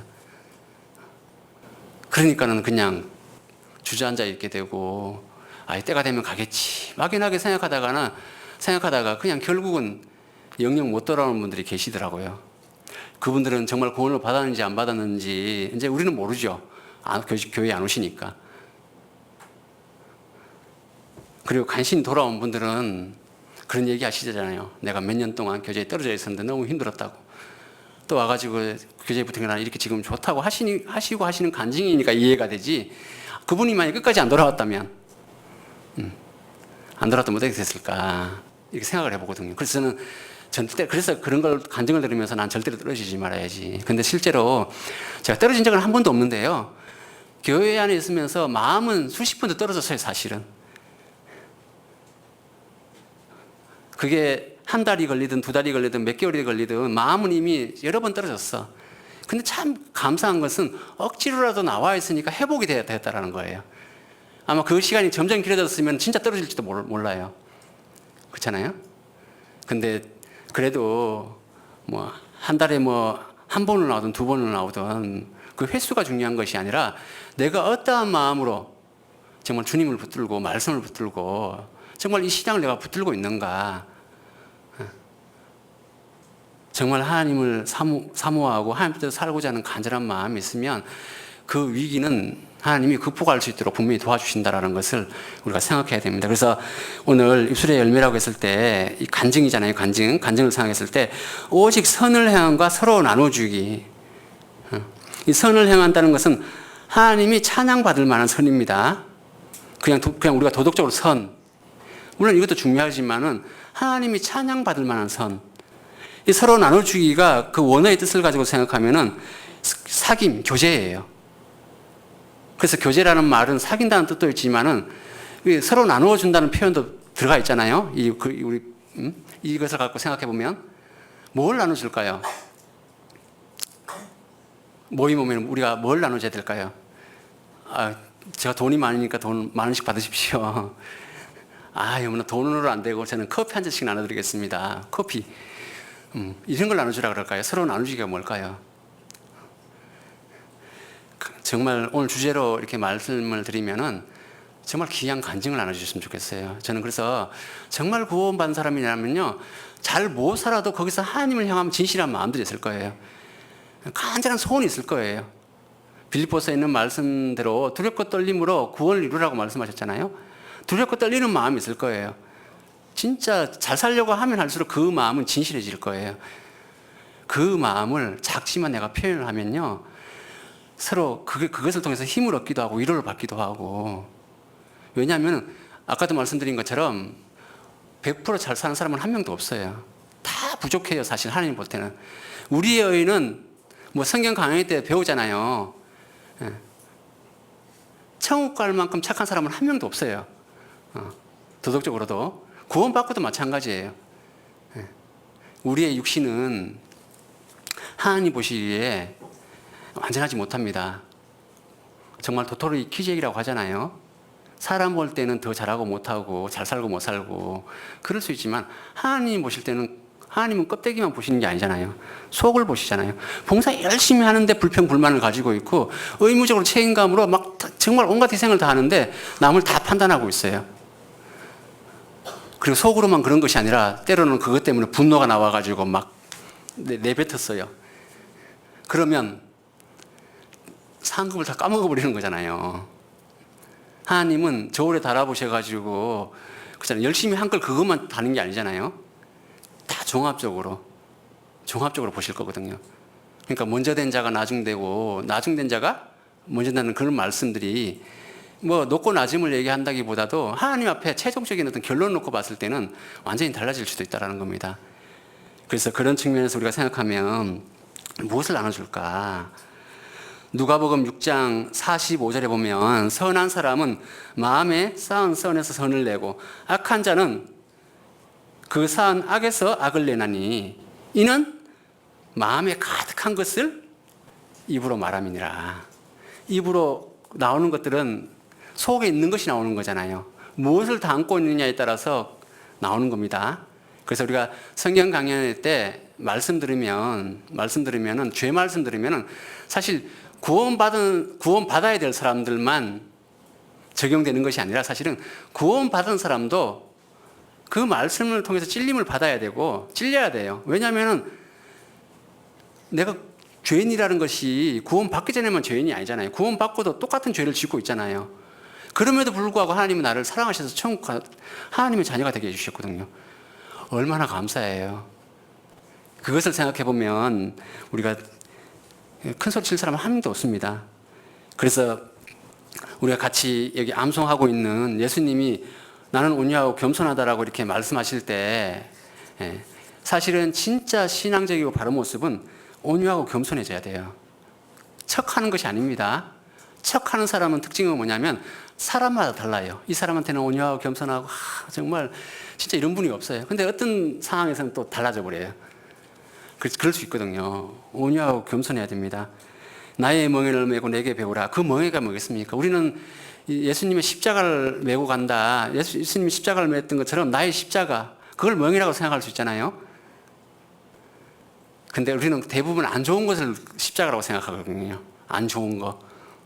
고난받고 예를 들면 가정에 누가 아픈 사람이 있어서 내가 평생 이 짐을 지고 가야 된다든지 이러면은 나의 십자가는 누구 남편입니다, 누구 아내입니다, 아니면 누구 자녀입니다, 아니면 부모님 이렇게 생각하잖아요. 물론 이제 그것도 십자가로 우리가 끝까지 하나님이 주어진 환경이고 내가 이겨내야 될 부분이니까 붙들고 가야 되지만 사실 더 중요한 것은 예수님이 십자가에 달릴 때 우리를 사랑하신 그 사랑, 그 멍에 나의 멍에를 메고 내게 배우라. 배우려면 십자가의 사랑밖에 없거든요. 그러면 너희 마음이 힘을 얻으리니 우리가 비록 육신적으로는 고달프고 힘들어도 그 십자가의 사랑을 통해서 진짜 마음의 위로를 받고 힘을 받는다 그러면요, 오히려 그 고난은 오히려 우리의 더 큰 즐거움이 될 겁니다. 왜냐하면 증폭이 될 거니까. 상대적으로 더 힘든 처지에 있어 봤기 때문에 조금만 좋으면 우리는 감사하게 되고 기뻐하게 되고 그렇잖아요. 그래서 내 멍에는 쉽고 내 짐은 가볍다. 사실 저는 이 말씀이 이해가 안 됐어요. 원래는 구원받고 나면 더 편안하고 나 더 좋을 줄 알았거든요. 교제에 붙어서 한 3년에서 한 5년 사이라고 할까요? 그때는 힘든 것도 없지 않아 있었지만 그래도 십자가가 너무 크게 보이고 나한테 너무 감사하고 또 많은 것을 깨닫게 하셨기 때문에 너무 좋았어요. 근데 자꾸 신앙생활이 길어지니까 이리 치이고 저리 치이고 스스로도 뭐 직장이나 아니면 가정이나 아니면 또 교회에서나 여러 가지 어려움들이, 육신적인 어려움들이 다 계속 주기적으로 오니까 너무 힘들잖아요. 그러니까는 오히려 죄도 짓게 되고 마음속으로는, 겉으로는 안 드러내지만 속으로는 막 뭐 판단도 하고 뭐 진짜 누구 말대로 구원받은 사람들이 왜 저래 막 또 마음에 안 드는 사람이 있을 수 있잖아요. 누구라고 할 수는 없지만 난 저 사람 아니면은 뭐 교회 가기 참 편하고 좋은데 누가 있어가지고 가기 싫래 뭐 그런 생각할 수 있잖아요. 근데 그 정도 마음은 제가 안 가져봤지만 그래도 저도 사람인지라 불편한 건 불편하고 힘든 마음들이 있었거든요. 근데 그래서 그런 생각을 해보면 죄도 많이 지었던 것 같고 뭐 도덕적으로도 제가 완전한 건 아니기 때문에 제가 전도인 부름받고 얼마 안 됐을 때 서울교회 있을 때 있었던 일인데요. 조모임을 가는데 낮에 가잖아요. 낮에 가는데 긴장된 마음으로 이제 출발해서 가다가요. 원래 거기 구로 성교원 있던 그쪽으로 이제 가는 방향이었는데요. 제가 구로교구를 담당했으니까 그때 잠깐 하면서 가는데 좌회전 금지인 곳에서 좌회전을 이렇게 내비가 또 그렇게 안내해요. 좌회전 하라고. 그래서 왜 내비는 좌회전 하라 그러는데 여기는 표지판은 좌회전 금지 딱 이렇게 돼 있더라고요. 그래서 뭐 그래도 급하니까 또 빨리 가야 되잖아요. 그러니까는 돌아갈 수 없으니까 좌회전 했죠. 차도 안 오고. 그래서 근데 양심의 가책이 오더라고요. 더더욱이나 모임 가는데 내가 이 법을 어기고 갔다 그런 생각이 드니까 가책이 있는 거예요. 이걸 한두 번 했던가요? 그렇게 했는데 이제 다음에 또 세 번째가 하여튼 뭐 몇 번째인지 모르겠는데 가다가 오늘은 그 자리에서 좌회전하지 말고 그냥 직진을 하든지 아니면 뭐 이렇게 좀 돌더라도 이렇게 가야겠다 그런 마음으로 다 갔어요. 근데 문제는 제 앞에 갔던 차가 거기서 좌회전을 딱 하더라고요. 뭐 저 차도 하네. 나도 딱 했어요. 그리고 그냥 모임 갔으면 되는데 문제는 좌회전 하고 나서가 문제예요. 경찰이 딱 잡았거든요. 앞차도 걸렸고 나도 걸렸어요. 또 돈 나가게 생겼구나. 딱지를 떼는구나. 이제 이런 생각을 하고 있는데 그래도 막 봐주세요 이런 말은 하긴 좀 그렇더라고요. 한 번만 봐주세요 이런 말은 좀 하기 싫고 그래서 생각을 했어요. 그래도 혹시라도 봐줄지도 모르잖아요. 말을 잘하면. 그래서 완전 뭐 거짓말을 모르고 했습니다. 실수는 이렇게 말할 수는 없어서 이미 알고 있었잖아요. 이미 가기 전부터. 근데 이렇게 말을 했거든요. 제가 경기도에서 와서 잘 몰라서 그렇습니다. 잘 모른다는 말은 안 했습니다. 그냥 경기도에서 왔어요. 이렇게 말했어요. 그리고 제 차 넘버에 경기 뭐 이렇게 적혀 있었거든요. 그래서 봐주시더라고요, 다행히.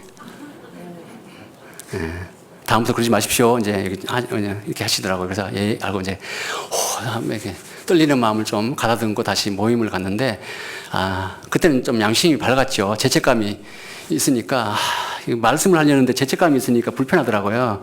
그래서 자매들한테 제가 오면서 이런 일이 있었어요 하고 이제 말씀을 잠깐 했거든요. 근데 지금은 뭐 그런 걸로 뭐 그렇게 심각하게 생각이 안 들거든요. 그 정도는. 그렇잖아요.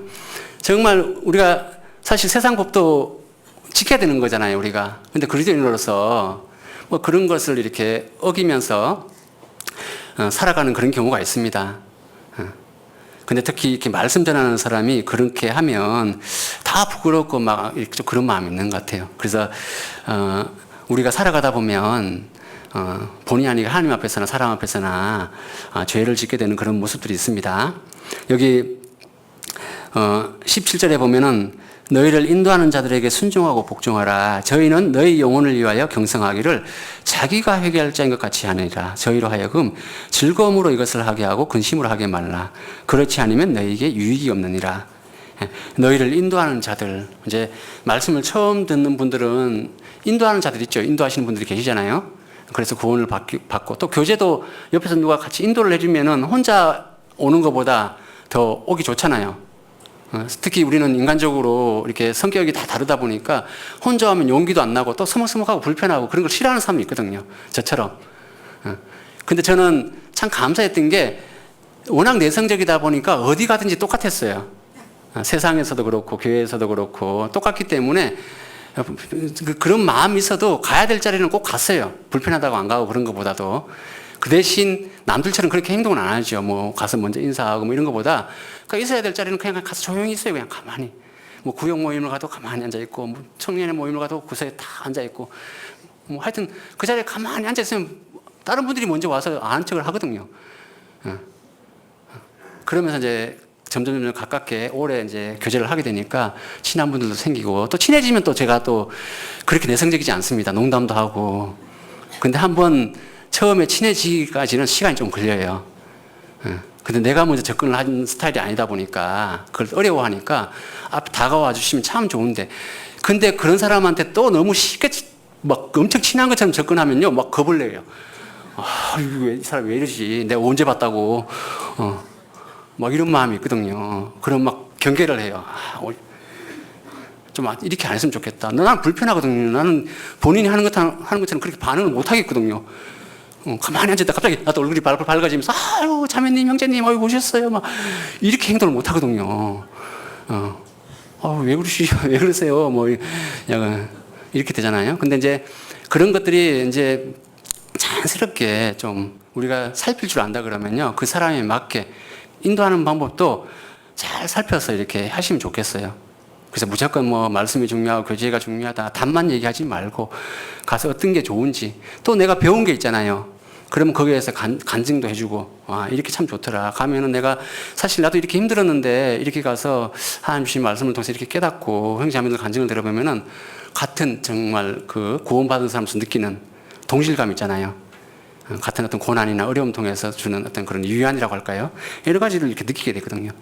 그러면 거기서 하나하나 이렇게 배우면 자연스럽게 이제 신앙도 또 뿌리를 깊이 내릴 수 있고 그렇습니다. 그래서 우리가 오늘 입술의 열매라고 했을 때 우리 형제 자매님들이 정말 구원 간증, 생활 간증을 이렇게 구분해서 나눌 수 있잖아요.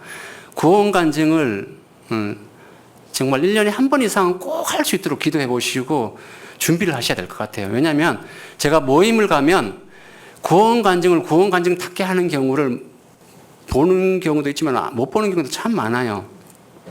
특히 우리 임원들이나 먼저 되시는 분들 있잖아요. 새로 인도하시는 분들한테 제일 듣고 싶은 말이 뭐예요? 제일 듣고 싶은 말.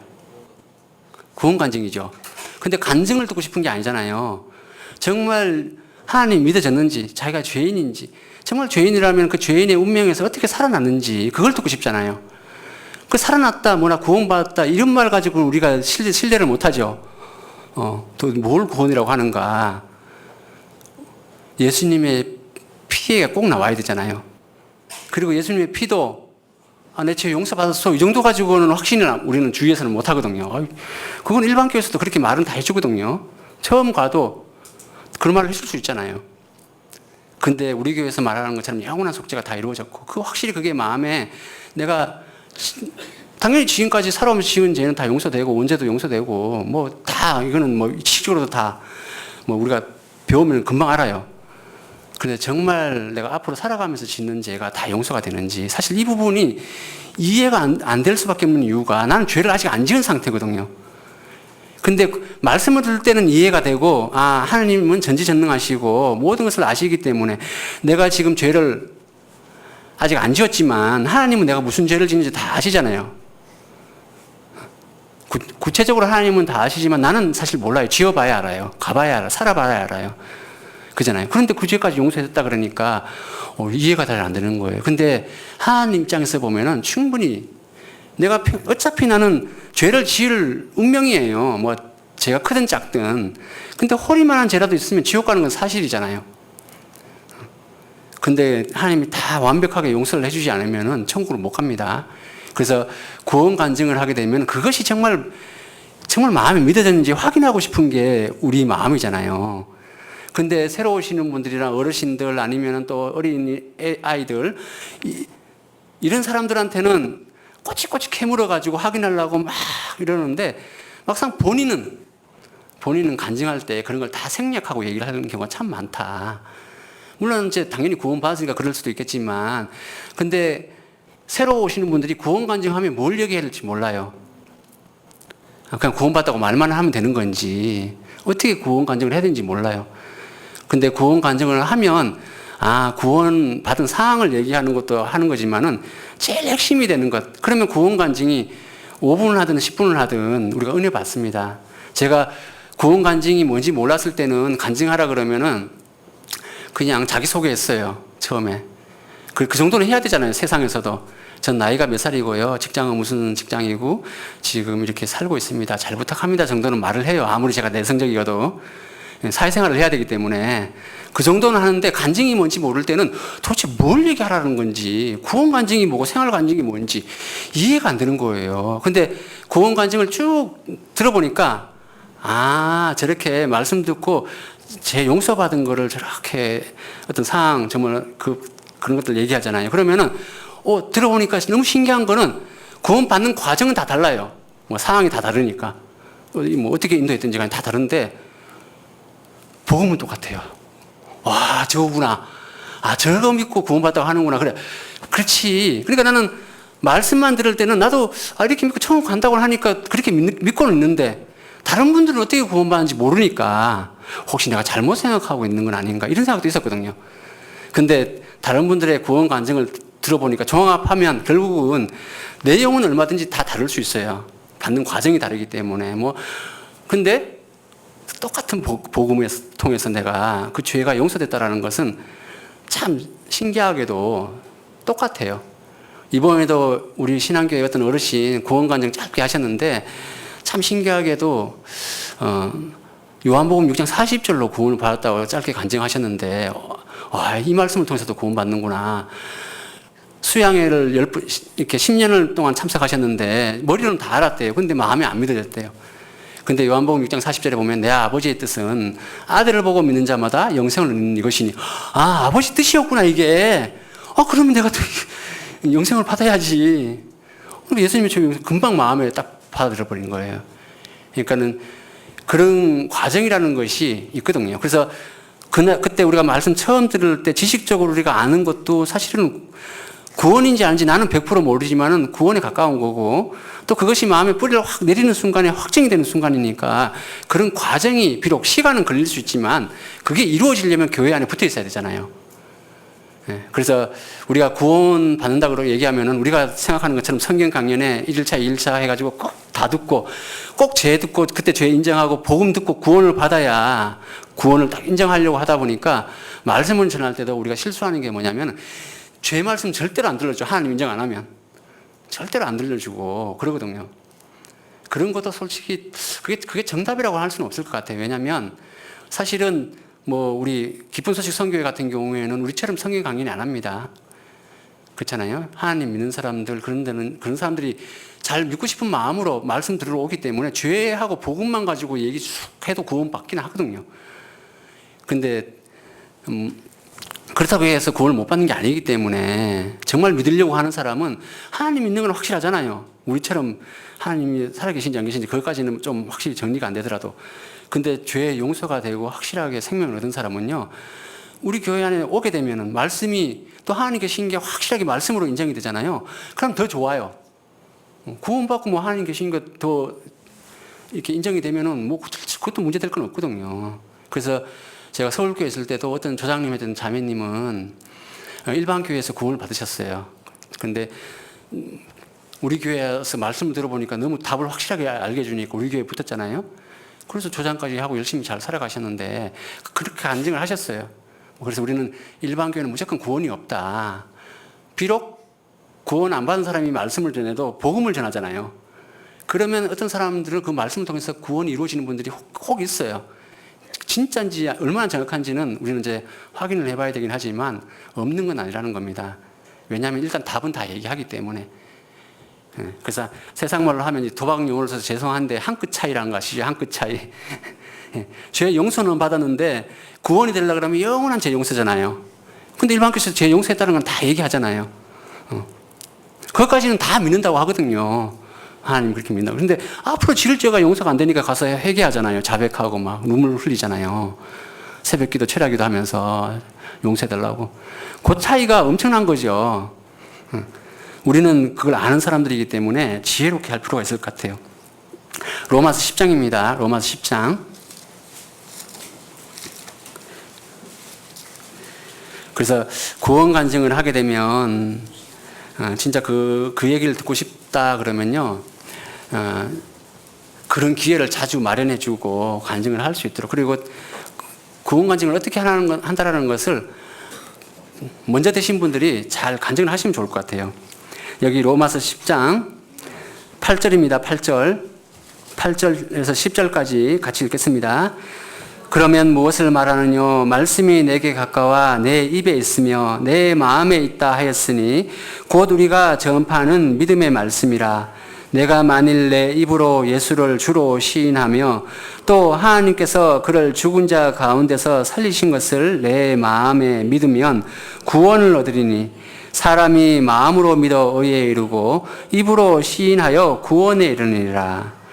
이 말씀을 잘 묵상해 보면 그러면 무엇을 말하느뇨? 말씀이 내게 가까워 내 입에 있으며 내 마음에 있다 하였으니 곧 우리가 전파하는 믿음의 말씀이라. 믿음이 확실하려 그러면 무조건 하나님이 인정하는 게 믿음이 전부가 아니잖아요. 그거는 뭐 하나님 믿는다고 하는 사람들은 다 인정하니까.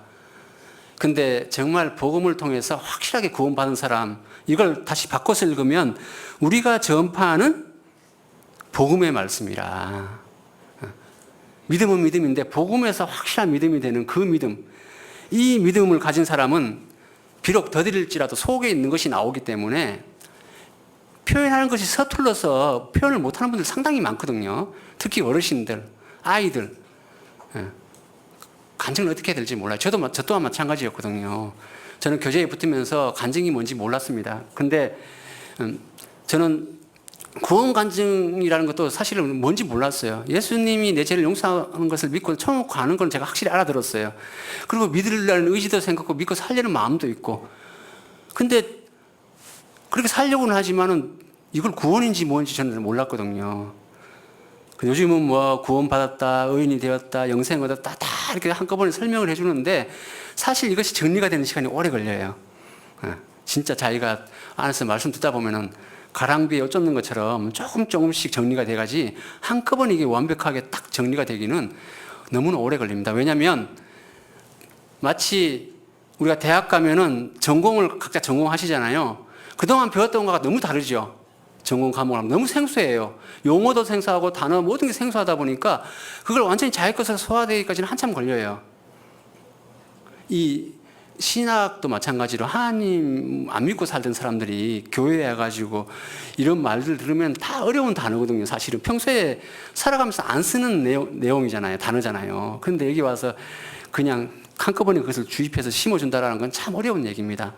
그래서 여기 있는 말씀대로 정말 복음을 말씀을 통해서 확실한 믿음이 생겼다면 여기에 내 입에 있으면 내 마음에 있다 했으니 내가 만일 내 입으로 예수를 주로 시인하면 정말 먼저는 구세주로 시인하고 그리고 정말 내가 예수님을 통해서 천국 갈 수 있게 됐다 그러면은 이제 삶의 주인이 되셨잖아요. 나를 인도하시는 분이잖아요.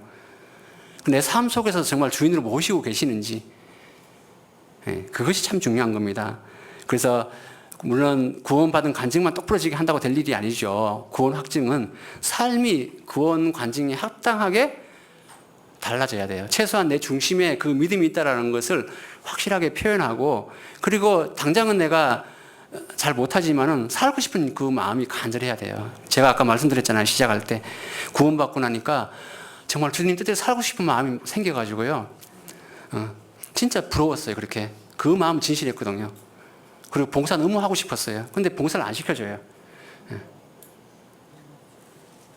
뭐 제가 서울교회 있을 때 봉사하려고 마음 먹고 게시판을 봤는데요. 찬양대든 뭐 청년회 뭐 무슨 봉사든지 교회 학교든지 간에 꼭 첫 번째 기준에는 이 멘트가 꼭 들어가 있었어요. 구원받은 지 1년 이상 되신 분.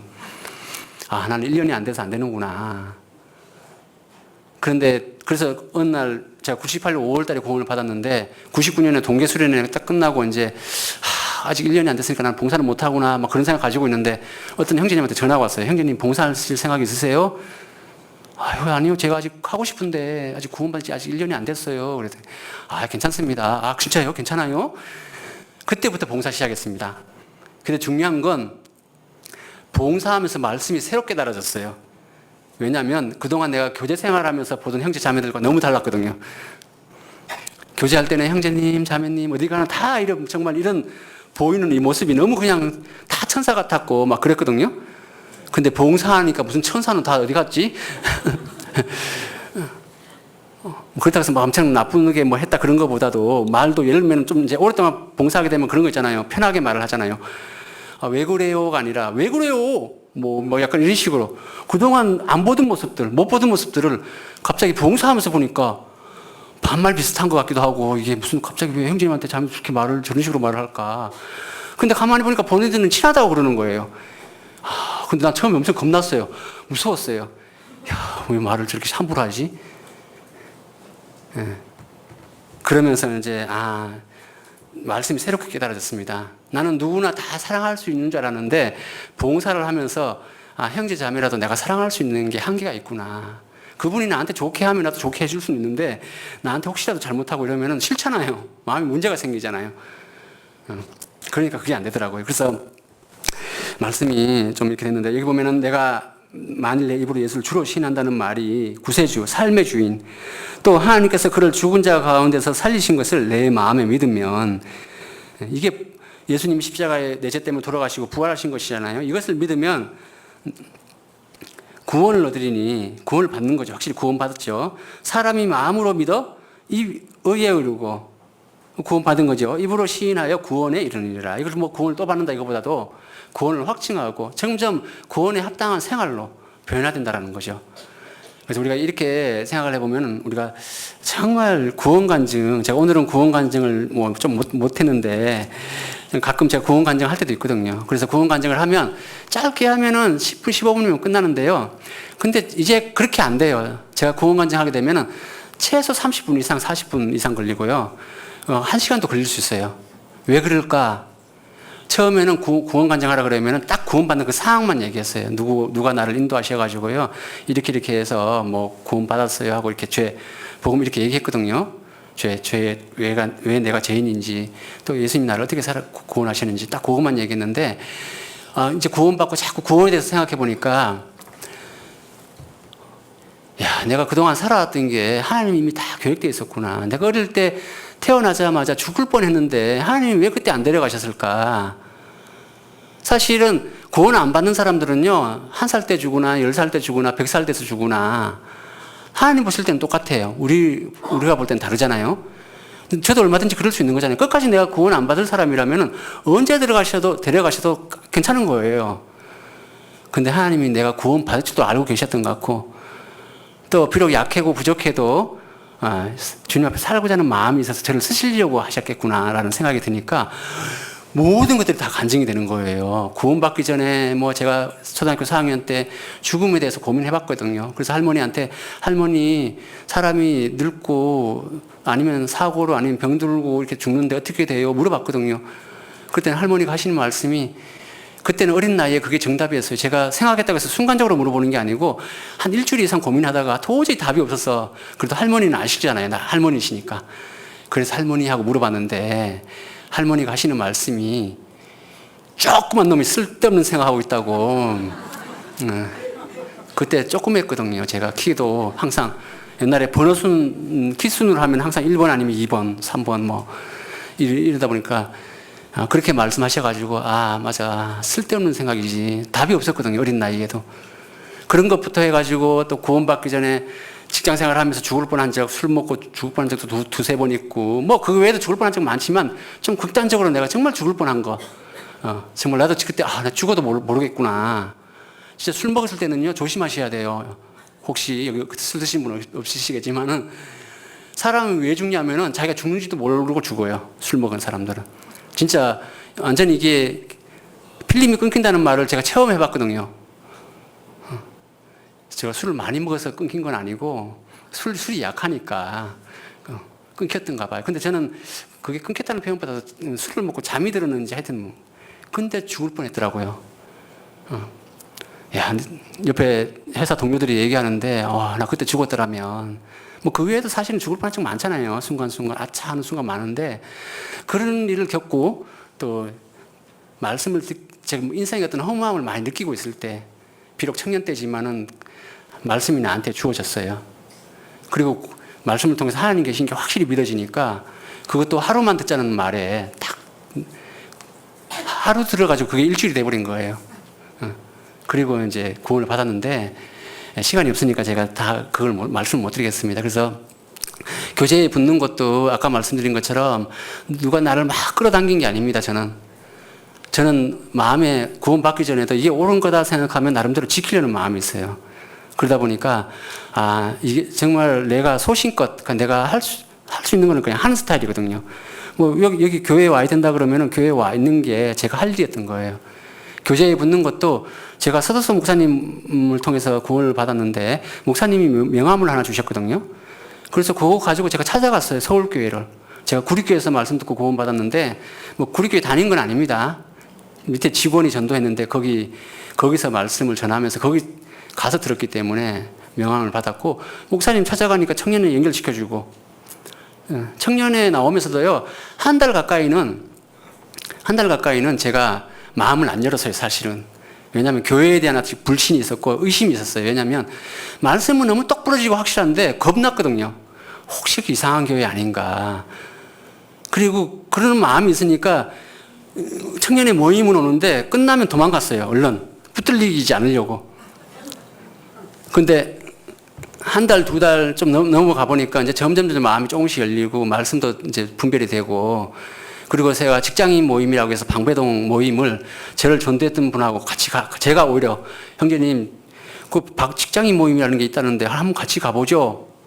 해가지고 갔어요. 거기서 사실은 많이 풀렸어요. 교제하면서. 그래서 교회에 대한 의심도 많이 풀리고 이 교회는 정말 말씀을 바르게 전하는구나. 그리고 아무리 지켜봐도 형제 자매들의 잘못된 모습이 없는 거예요. 뭐 다 천사 같았다 그랬잖아요. 천사라 보이니까 이런 교회가 없어. 저도 교회 다녀봤었거든요. 그리고 어린 아이들도요. 이제 고등학교 졸업하고 이런 청년들도요.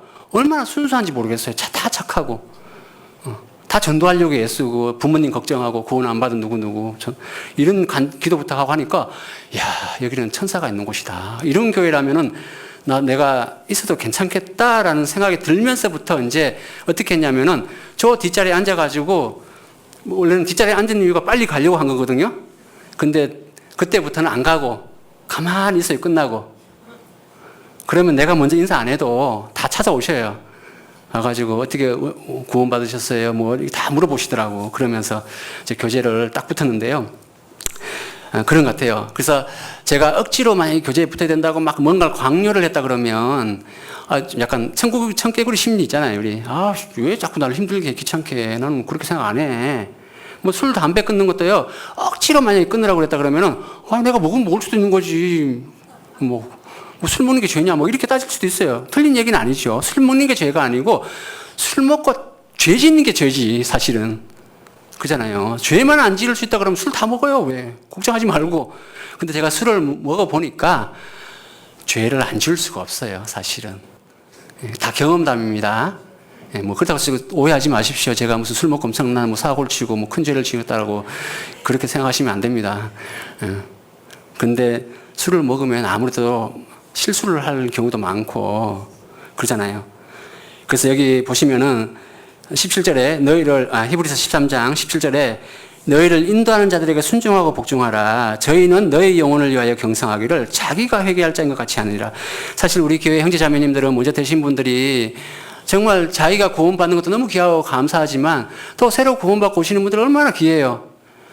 비록 내가 완전하지는 못해도 그 마음은 진심이거든요.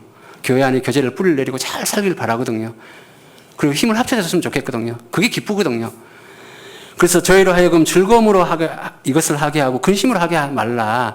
그래서 물론 처음에 교제에 붙을 때는 잘 모르기 때문에 억지로 오기도 하고 그럴 수 있어요. 근데 정말 진심으로 하나님 앞에 살려는 그 마음이 있는 분들은 좀 자원하는 마음으로 봉사라고 하면은 꼭 내가 무슨 수송 봉사해주고 뭐 설거지 봉사를 하고 뭘 식사 주방 봉사 이렇게 청소하고 이게 봉사가 아니에요.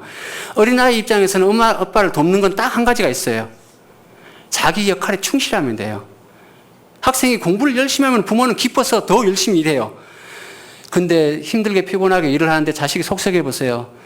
내가 도와주는 게 안 도와주는 그게 문제가 아니잖아요. 너 나가서 돈 벌어 이게 문제가 아니잖아요. 그 자체가 힘든 거거든요. 그래서 교회에 오실 때도 있잖아요. 내가 올 수 있는 힘이 된다 그러면 감사하는 마음으로 와주시는 것도 감사가 봉사인 거예요. 하나님 오실 때. 왜냐하면 힘이 있고 좀 더 앞에 계시는 분들은 나보다 더 약하신 분들을 챙기게끔 내가 도와주는 거니까 내가 그렇게 함으로 인해 가지고. 그래서 즐거움으로 이것을 하게 하고 근심을 하게 말라.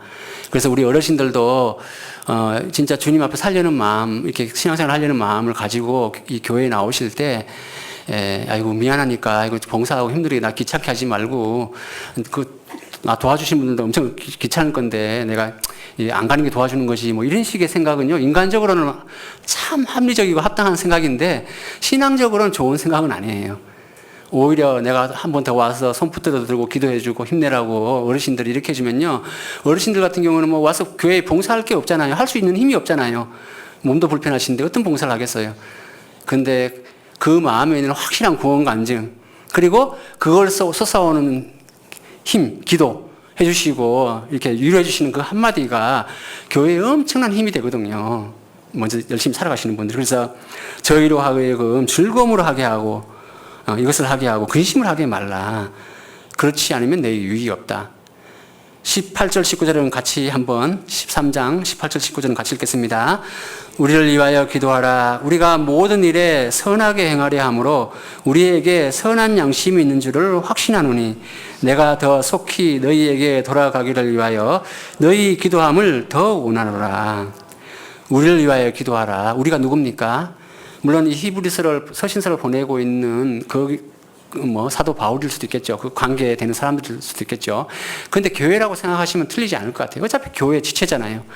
우리를 위하여 기도하라. 우리가 모든 일에 우리가 신앙생활 하는 목적이 뭐 종교생활을 하려고 하는 게 아니잖아요. 모든 일에 선하게 행하려 함으로 모든 일에 선하다는 말은 한 영혼을 건지기 위해서 모든 일을 하는 거예요. 사실은 우리 교회에서 하는 모든 봉사는 영혼을 건지기 위한 거예요. 우리가 교제를 열심히 하는 것도 서로 돌아보는 것도 우리가 힘이 있어야지 영혼을 건질 수 있으니까. 그렇잖아요. 정말 구원받다 그러면은 교회에 안 나와도 되고 봉사 안 해도 되고 교제 안 해도 돼요. 천국은 가잖아요. 근데 그렇게 하면 전도를 누가 하냐고요. 먼저 구원받은 분들이 혼자서 힘이 약하고 안 되니까 교회라는 공동체 이게 구별된 무리잖아요. 하나님 그렇게 또 하라고 하셨고 그러니까는 우리가 모이는 거예요.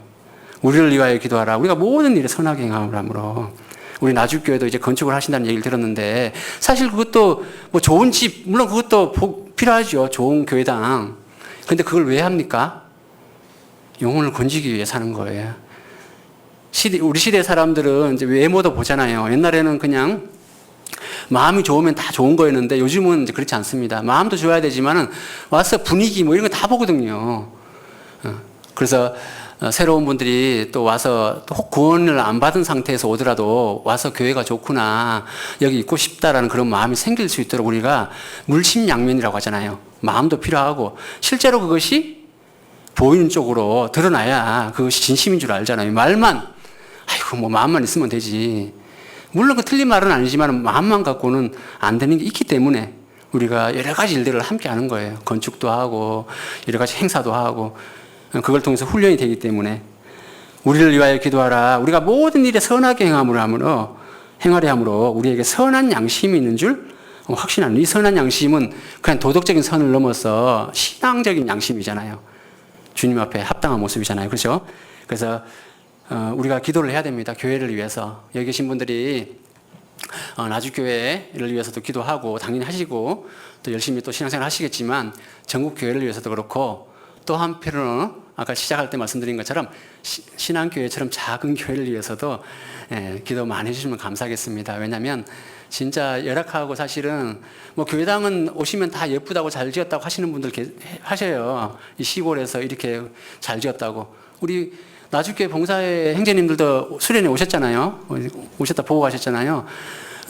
말씀은 그렇게 하시는데 사실은 겉보기가 다르기 때문에 실제 그래서 그런 부분들을 우리가 알아주고 서로 교제하는 것이 필요하겠다 싶어서 오늘 이렇게 말씀을 드린 거니까 기도 많이 해주시기를 부탁드리겠습니다. 더 사실 할 얘기는 많지만 나 혼자 2시간씩 얘기할 수는 없으니까 하여튼 이렇게 말씀드리겠습니다. 기도하고 마치겠습니다.